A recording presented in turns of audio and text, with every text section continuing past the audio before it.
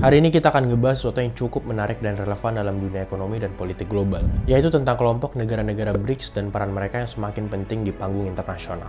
Mungkin sebagian dari kita itu udah pernah dengar tentang BRICS, tapi di sini gue bakal bahas tentang apa sih sebenarnya yang pengen dicapai dari kelompok ini, dan apakah mereka tuh benar-benar bisa menjadi penantang bagi dominasi dolar Amerika Serikat di dunia. So, tanpa panjang-panjang lagi, let's go kita bahas. Dimulai di tahun 2006, awalnya ada 4 negara yang bersekutu, yaitu Brazil, Rusia, India, dan Cina. Mereka membentuk kelompok yang disebut dengan BRIC, dengan tujuan memperkuat kerjasama ekonomi antar mereka dan menaikkan posisi mereka di dunia secara ekonomi dan politik.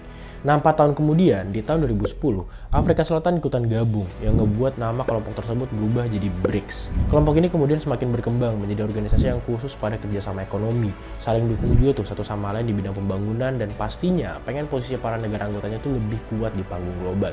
Di tahun 2014, mereka mendirikan New Development Bank.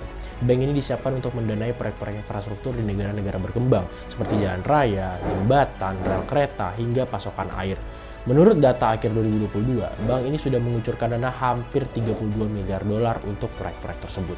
Nah, maka dari itu, BRICS ini mungkin narik perhatian dunia. Jadi nggak heran, di tahun 2024, beberapa negara besar kayak Arab Saudi, Iran, Ethiopia, Uni Emirat Arab, dan Mesir itu ikut gabung. Dengan tambahan anggota ini, BRICS punya populasi gabungan sekitar 3,5 miliar orang, atau setara dengan 45% dari total populasi dunia. Dan kalau ekonominya digabung, totalnya itu mencapai lebih dari 28,5 triliun US dollar, atau sekitar 28% dari ekonomi global.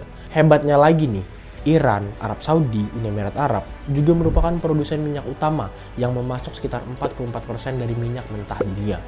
Jadi bisa dibilang BRICS ini punya pengaruh besar baik secara ekonomi maupun energi. Sekarang pertanyaan yang muncul adalah apakah BRICS itu bakal mengancam dolar Amerika Serikat? Kalau kita lihat lagi, BRICS punya visi besar untuk masa depan. Mereka optimis bahwa di tahun 2050 nanti ekonomi gabungan mereka bisa lebih dari G6 atau G6, yaitu kelompok negara maju seperti Amerika Serikat, Inggris, Prancis, Jerman, Italia, dan Jepang. Artinya, peta kekuatan ekonomi global bisa berubah drastis dalam beberapa dekade mendatang. BRICS percaya bahwa masa depan ekonomi dunia nggak cuma bergantung pada negara-negara kaya aja, tapi juga negara-negara berkembang dengan populasi besar dan potensi pertumbuhan yang luar biasa.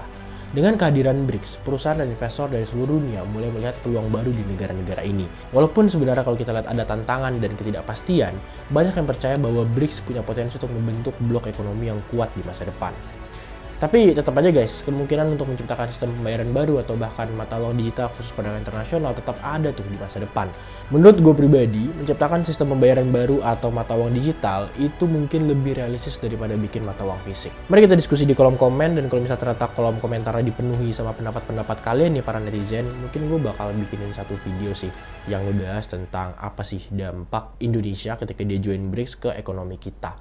So, itu aja untuk video kali ini. Gue Red Agil. See you in the next video. Bye-bye.